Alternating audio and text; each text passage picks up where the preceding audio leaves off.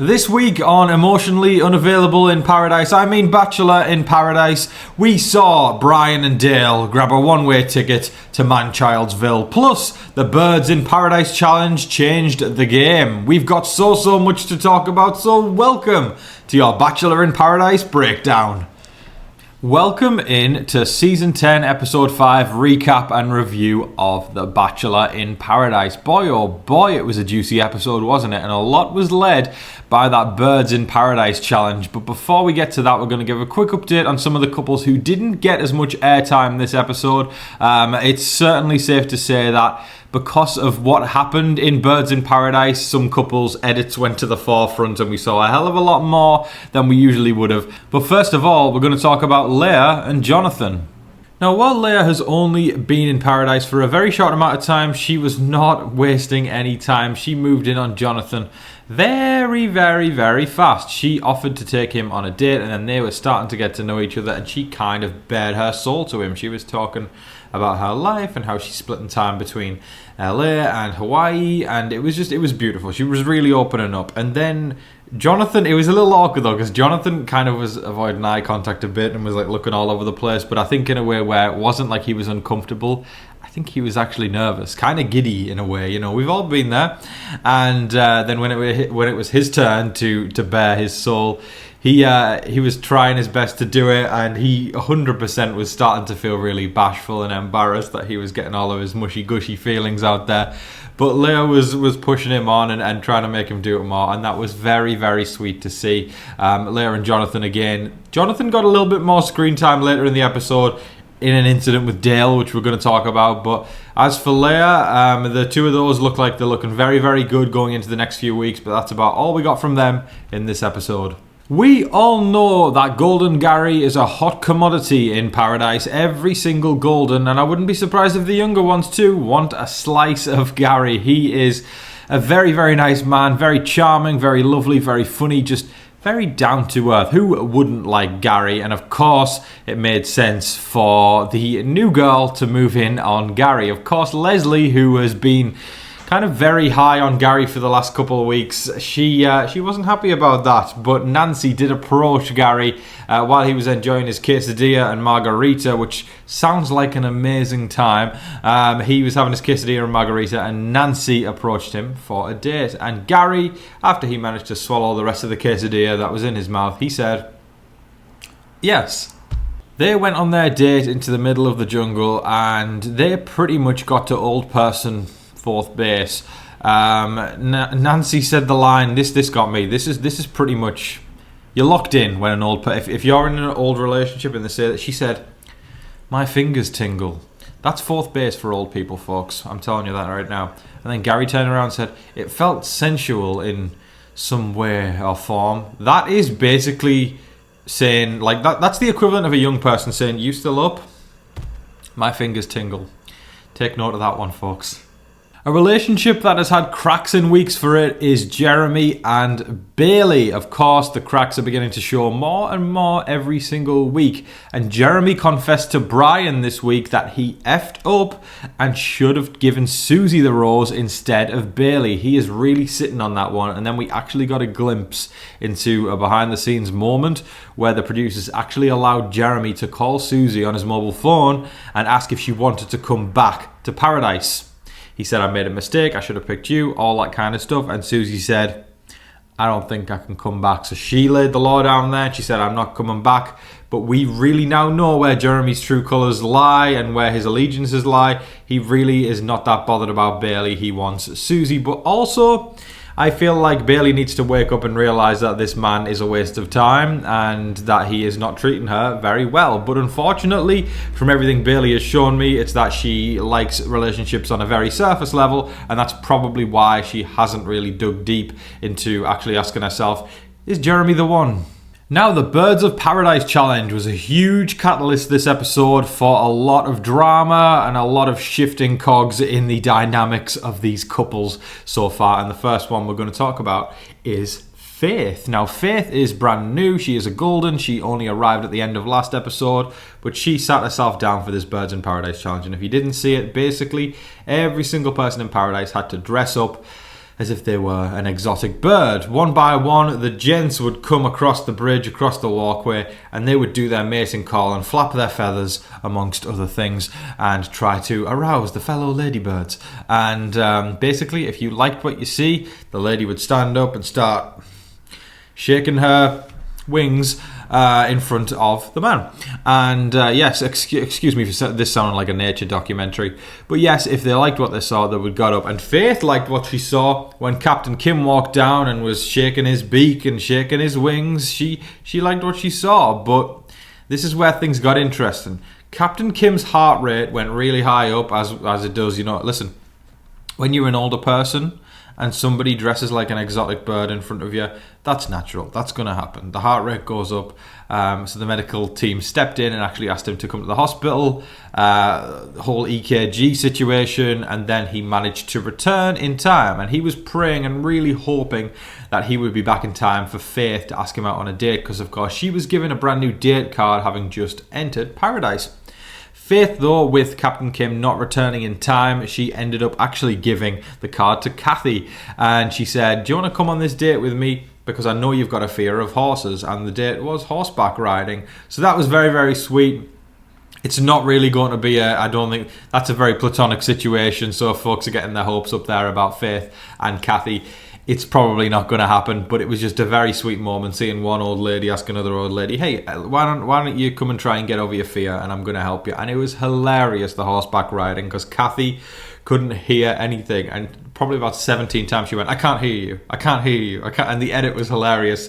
Faith was going, "I can't hear you, you're doing so well, I can't hear you, I can't hear you, why don't you try, I can't hear you." It was so freaking funny and very, very wholesome too. Now, there was a tragic end to the night for one of the couples with Jill and Sean. Sean came to flap his wings and show Jill a good time at Birds in Paradise, but he didn't really pay her any attention. He ended up giving on a show for one of the Goldens, April. That lady knows how to get down with the best of them. She is a cougar with a capital C. And she was lying on the floor, and Sean was doing all sorts of tricks on there that I'm not going to describe, because if I did, I'd probably get demonetized. But he was all over her, and Jill was very, very upset about that. She then, after the challenge, she was just done. She was absolutely done. She said she was sick of being, second, third, fourth, fifth in her life to all these men. She's sick of being put on the back burner, and it was just so hard for her to continue doing that. And she approached Sean about it and said, "I didn't like that." And then even in the little party afterwards that they had after the Birds in Paradise challenge, new girl Alicia, who arrived at the beginning of Birds in Paradise, Sean was chatting away to her, again just making Jill feel isolated and not really cared for, because Sean wasn't really going to spend any time with her. So Jill continued having she just had a breakdown. She really did. She cried and cried and cried to the point where she said, "I don't know if I can do this anymore." And then she decided that she couldn't, and Jill voluntarily left Paradise. After having won the Birds in Paradise challenge, Brian and Parisa were awarded with the VIP suite. It would mean that they got to go upstairs, away from the cameras for the night, and have a luxury room to themselves. Of course, Brian, being the man-child that he is, reacted in a shocking way when Parisa said, "I want to get to know everything about you." She says, "What's your favourite colour?" And then Brian, like a child literally throwing a tantrum, he just went, "We're not doing this. We're not doing this right now. We're not doing this." And he looked like angry. He looked angry. "We're not doing this. We're not in elementary school." This man wants one thing. And that one thing isn't an emotional connection. It's a physical connection. And he wants to push anybody away who tries to get anything more than that. He likes to project that he wants more, before, in his really intelligent outlook on life, he says, I'm feeling a physical attraction to her and kind of an emotional, like as if it was on the back burner. This man's never going to know peace. He won't. Listen, I'm sure he'll get around in his time, but he's so rude and mean to the people around him. He's not a nice person when it comes to how he treats people in a relationship. I'm sure he's a total mommy's boy. Oh, wait, yes, he is, because he said it on week 1. But basically, yeah, to me, it's like clear as day putting these pieces together. Mommy's told him that he can never do any wrong in his entire life. So as a result, he goes about that when he is trying to date women. He wants a piece of the action, but doesn't want anything to do with their feelings, because there's only room for one person's feelings in a relationship with Brian, and I bet you can guess whose feelings that is. Now, the Couple of the Year award goes to Kat and Dale. That is if they were the only couple left on planet Earth. Kat is continually asking Dale for reassurance and making sure that they're set in stone and everything going forward is just going to be la-di-da-di-da until they waltz off into the sunset together, but then also end up in a black hole, because that relationship is going nowhere. Let me tell you that, folks. Dale, though, wants to still explore. He wants to be free and explore and all that kind of stuff, while also telling Kat that we're solid and I don't want anybody else but you. Liar! What a liar! So anyways, the Birds in Paradise challenge comes around, and it's very important that we talk about Alicia, who showed up into Paradise. She is a new contestant.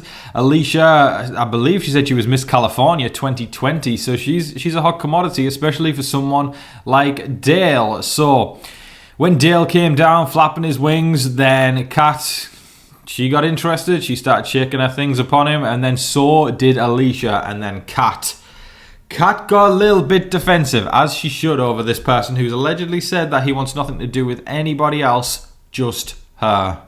So Dale's chatting away with Alicia after the challenge, and he basically says to her that, you know, he's what he's looking for, you know, maybe marriage in the future, maybe a mother to his kids, all that kind of stuff. And then we cut to his confessional. He's saying, I feel like I've known her for years.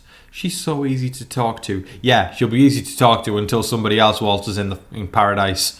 Seeing Kat in distress, her friend Jonathan stepped in, gave her a hug and said, I need to tell you something. The other day, Dale basically said, or even earlier that day, Dale said in a group amongst some of the fellas, I want to go on a date just to watch Kat sweat.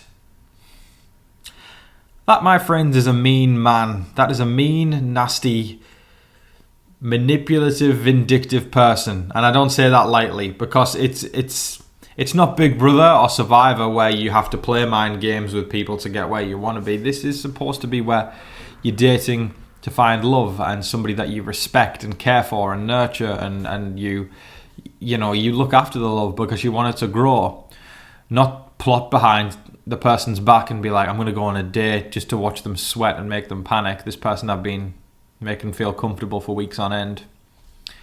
This man is disgusting. I am absolutely repulsed by both Dale and Brian. They are peas in a pod in the fact that their egos are bigger than the solar system, and there is only enough room for one person's feelings in any relationship that they are in. I wouldn't even call it a relationship, because both of them treat women like they are day-old chowder that you want to chuck out. They're not nice. They're not nice. It's as simple as that. I'm not saying they're the devil. I'm not saying they're the worst person on earth, but they are not nice people, and I can see right through them, because this is where it got even worse. So Dale totally threw Jonathan under the bus, saying that he's trying to sabotage everything they've got, but the edit actually showed, it held him, it got him red right hand. It showed Dale saying to some of the boys, I want to go on a date to watch Kat sweat, to make her sweat. That's nasty. That's nasty. Kat needs to realise that that is not the person for him. Get it. Stop giving him a chance. He's vile. He's absolutely vile. Because then this is where it gets even worse. This big man that he claims himself to be, you know, this man of integrity, and how he was brought up with different values and all that BS, whatever you want to spew. He then turns around and gaslights Kat into the 22nd century and says that it wasn't me who said that. It was somebody else. My friends, Dale might look like a man, but I'm telling you, that's a child behind a man's body. After Alicia had a conversation with Kat about her relationship with Dale, because Alicia was definitely considering asking Dale out on a date, Kat kind of made it clear she didn't even realise, Alicia, that they had been together essentially since the start, day 2. And Dale never mentioned that to Alicia, obviously. He was ready to chuck Kat out like day-old chowder. It's fascinating to watch these dynamics and seeing who's actually nice people and who's not so nice people. But Alicia, I think, proved that she was a half decent person, because she turned around and said, okay, I'm not going to do that because because of the situation there with Dale and Kat, I'm going to ask Sean out on a date instead, because Sean is readily available now that Jill has left. Can we also just say for a second, Jill deserves so much better. What a lovely person. I see a lot of people giving her hate online because she's very quirky and out there and pulls faces, but I think she's being herself, and that's a lot more you can say for a lot of the people in Paradise. But anyways, back to Alicia and Sean. Alicia asked Sean out on a date, and they did some very sensual experiments. Now, it's not demonetizing experiments, but they made each other listen to things like instruments with blindfolds on, and then they did ice cubes all up and down the skin, and they got very excited there. And then they basically ate food off of each other's faces. Oh, romance. At the beginning of next week, the men will be handing out the roses, leaving some of the women out of Paradise. And also, it's been teased that a twist is coming where you can actually leave Paradise with $500,000 in hand. But what is that twist? We will find out next week on Bachelor in Paradise. That is all of your Bachelor in Paradise breakdown for today, folks. I thoroughly hope you all enjoyed watching. We are about halfway through the season now. It's really starting to heat up and people's true colours are coming out, and I only think it's going to get worse as it goes on. Not worse as in entertaining, but worse as in some of the things that probably Dale and Brian will do in order to save their own skin and to try and maintain the fact that they are nice guys. Not the case. But anyways, I want to thank you all so much for watching. I'm really getting into this season more and more as the weeks go on, and it's really fascinating analysing all these relationships and kind of, I feel like I'm waiting for, you know how they say the San Andreas fault lines, they're going to blow up one day in California and essentially have the earthquake of the century? That's what it feels like watching Bachelor in Paradise, apart from the fault lines of Dale and Brian and Parisa and Kat. They're going to shake, they're going to crumble. Also, Jeremy and Bailey, there's something there as well. But Spencer and Jess, they're locked in. They are so locked in. And I'm hoping they're going to get some more airtime soon, because I've noticed with this show, the people who get airtime are the ones that are messy and the ones that aren't actually really in love. So it begs the question, can you actually find love here? Maybe. But I'm a fan of Big Brother, I'm a fan of Survivor, and I know that these shows have actually produced more healthy marriages and kids than any of the Love Island, Bachelor kind of shows have ever. So, to me, I don't really view it as a love show. I view it as a messy drama show, and that's why I love it. But thank you so much for watching, everybody. I appreciate every single last one of you. Make sure that you're staying safe, staying positive, and staying healthy out there. And remember to be kind to one another. Don't be like Dale or Brian. But in the meantime, please don't forget to like, share, comment, subscribe, do all of that wonderful stuff. But until your next Bachelor in Paradise breakdown, I've been your host, Tom VASEY. Good night.